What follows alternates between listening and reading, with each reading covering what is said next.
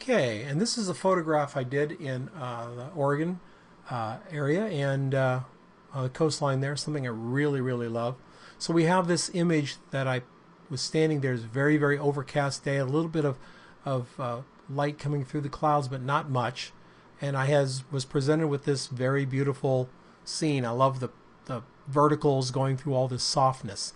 So I had to make a decision on how to meter this, and I wanted to do this with my reflected light meter. I could have pulled out my incident meter, but actually it was in the car, which was way down the road. So I used it the old-fashioned way. I made a meter reading, and I used my spot meter on the camera, and I spot read this trunk right back here. By taking this trunk and placing it at the middle zone, the middle gray, I brought the tonality to where I wanted it. Do you see what I'm saying? That's kind of a nice middle gray. These kind of go dark without losing texture, and anything lighter like the tops of these leaves and things, they went lighter. So I was able to use the meter and understand where I wanted to place that exposure.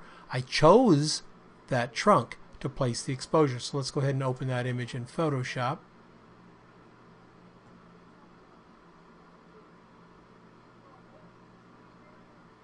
Okay, and there we have it in Photoshop. Looks pretty good.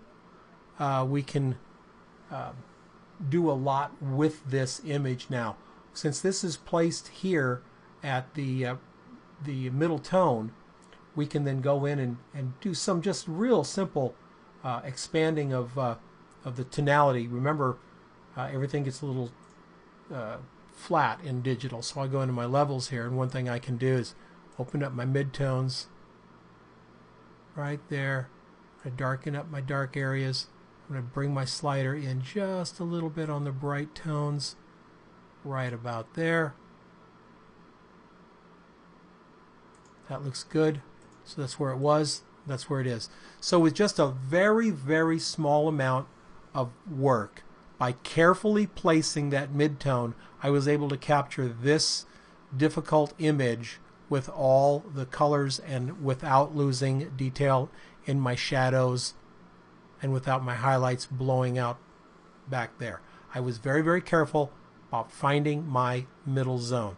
One thing I did do was check to make sure if these white trunks back here were more than 2 stops brighter. They weren't. They were only about 1 stop and 1/3 brighter. So I knew that they wouldn't go out, and I also knew that this was not less than 2 stops darker, or more than 2 stops darker than that middle one. So I knew I wouldn't lose any contrast in there or any detail in there, so to speak.